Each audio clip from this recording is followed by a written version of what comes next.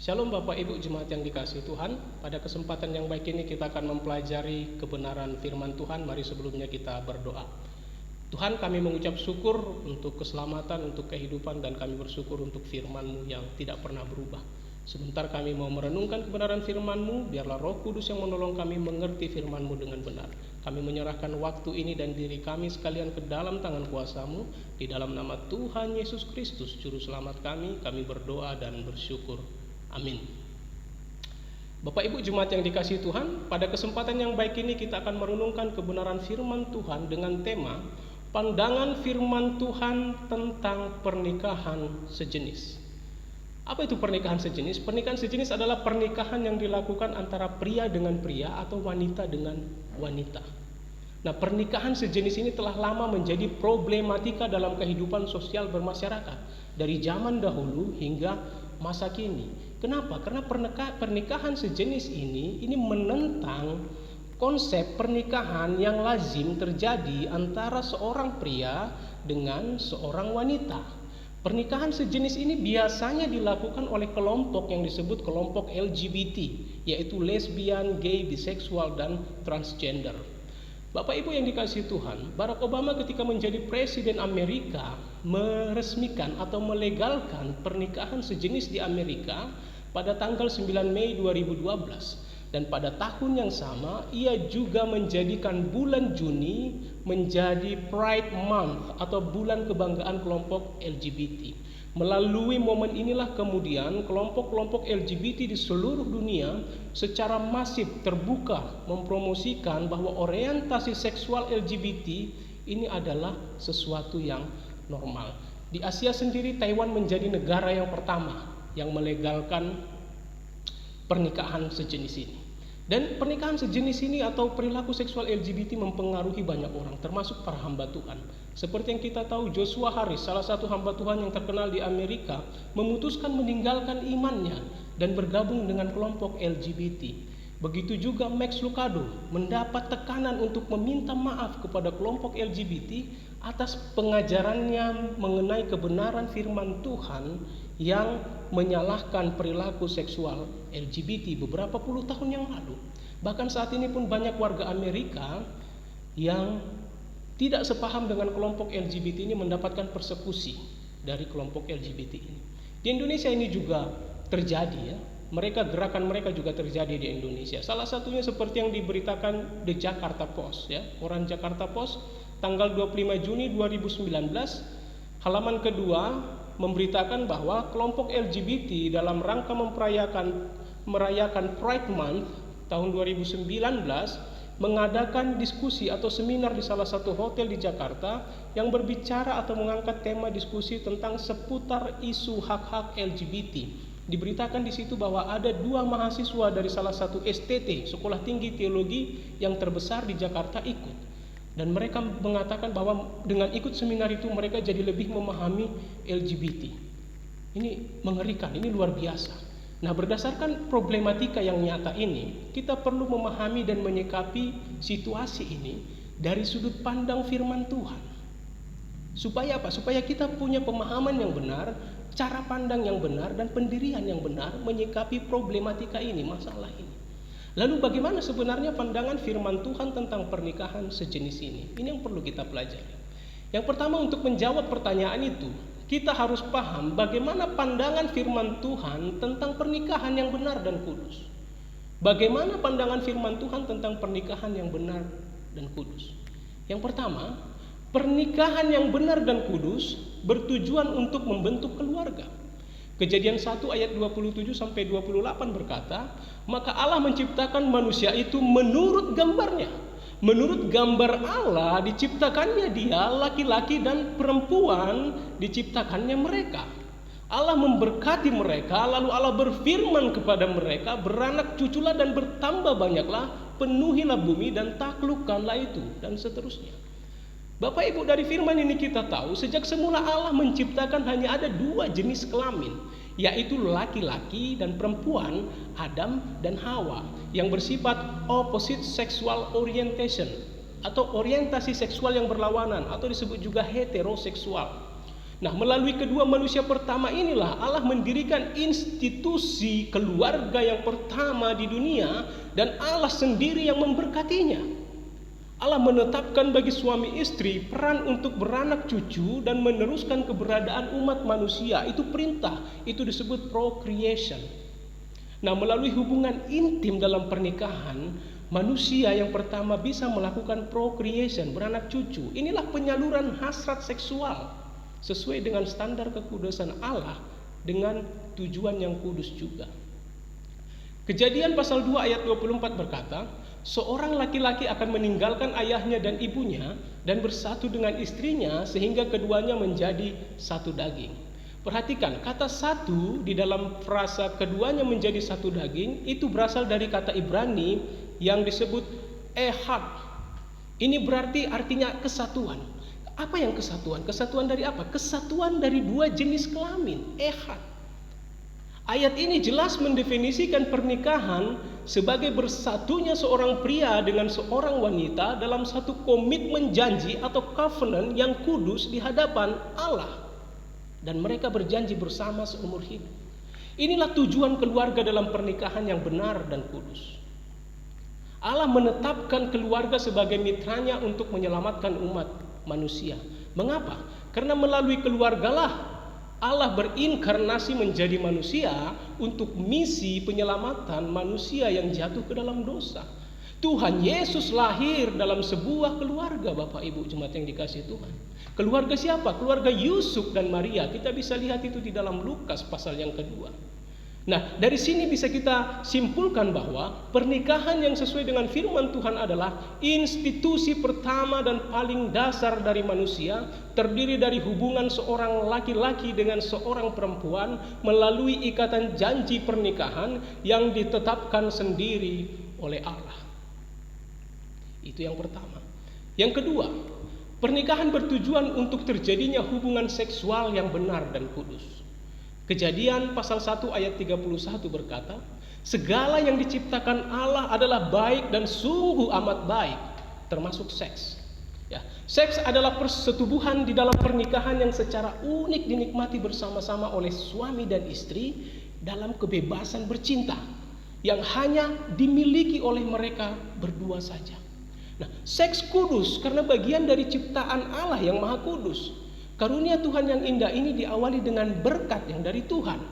Allah menyetujui persetubuhan atau hubungan seksual dalam hubungan suami istri, dan itu jelas tercatat di Alkitab. Kejadian pasal 1 ayat 28 berkata, beranak cuculah dan bertambah banyaklah, penuhilah bumi. Ini merupakan perintah yang diberikan Allah sebelum manusia jatuh ke dalam dosa. Jadi manusia sudah menikmati seks sebelum manusia jatuh ke dalam dosa. Kejadian pasal 2 ayat yang ke-25 berkata, mereka keduanya telanjang, manusia dan istrinya itu, tetapi mereka tidak merasa malu.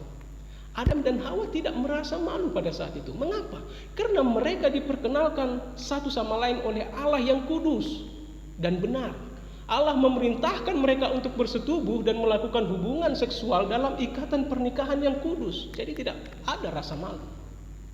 Nah, Tuhan Yesus sendiri di dalam perjanjian baru menyetujui seks di dalam pernikahan. Tercatat di Matius 19 ayat 5 dikatakan, dan firman-Nya, sebab itu laki-laki akan meninggalkan ayah dan ibunya dan bersatu dengan istrinya sehingga keduanya menjadi satu daging. Demikian juga Paulus di dalam 1 Korintus 7 ayat yang ke-5 memberikan nasihat kepada suami istri untuk tidak saling menjauhi kecuali pada saat mereka telah bersepakat untuk berdoa. Nah, Bapak Ibu jemaat yang dikasihi Tuhan, hubungan seksual yang normal adalah hubungan seksual heteroseksual antara laki-laki dan perempuan, antara seorang laki-laki dengan seorang perempuan dalam pernikahan. Ini sesuai dengan rancangan Allah dalam pernikahan kudus yang tujuannya juga kudus. Selain sebagai sarana menghasilkan keturunan atau procreation tadi, seks yang kudus dalam pernikahan juga memiliki fungsi sebagai ekspresi dan rekreasi. Mari kita akan melihat. Ekspresi artinya seks dilakukan oleh suami istri untuk mengekspresikan cinta kasih satu sama lain melalui keintiman yang mendalam. Hal ini dilakukan dengan penyerahan tubuh sepenuhnya dari suami atau istri kepada pasangannya. Dan ini hanya diperuntukkan bagi suami istri yang sudah menikah. Rekreasi ini artinya Tuhan merancang kenikmatan melalui hubungan seksual, dan kenikmatan ini merupakan karunia Allah bagi suami istri. Ini bisa kita lihat di dalam Kidung Agung, melukiskan keindahan cinta kasih dan hubungan seksual antara seorang pria dengan istrinya. Kita bisa lihat di dalam Kidung Agung nomor yang pertama, ayat yang kedua sampai yang ke-17. Itu yang kedua. Yang ketiga, pernikahan memiliki dimensi rohani dalam hubungan seksual suami istri. Ada dimensi rohani yang penting untuk kita pahami dari seks sesuai dengan maksud Allah menciptakannya. Kejadian pasal yang keempat ayat yang pertama berkata, kemudian manusia itu bersetubuh dengan Hawa. Hosea 2 ayat 19 berkata, aku akan menjadikan engkau istriku dalam kesetiaan, sehingga engkau akan mengenal Tuhan.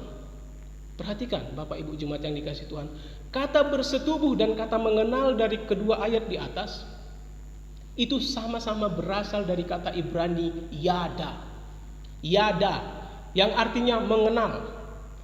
Ini berarti hubungan seksual suami istri dalam Kejadian 4 ayat 1 adalah gambaran dari hubungan pengenalan akan Allah dengan umat pilihannya yang penuh dengan keintiman seperti yang disebutkan di dalam Hosea 2 ayat 19.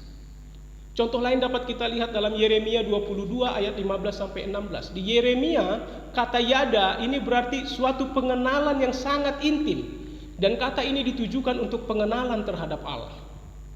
Kata yada juga bisa dihubungkan dengan yadah, yang artinya memuji Tuhan, mengucap syukur. Jadi, melakukan hubungan seks atau yada dalam pernikahan selalu berkaitan dengan ucapan syukur dan pujian bagi Tuhan. Yada berarti senantiasa menghayati hubungan perjanjian atau covenant kita dengan Tuhan dalam setiap aspek kehidupan kita. Hal ini sesuai dengan apa yang dituliskan Paulus dalam Efesus 5 ayat 31 sampai 32. Sebab itu laki-laki akan meninggalkan ayahnya dan ibunya dan bersatu dengan istrinya, sehingga keduanya itu menjadi satu daging.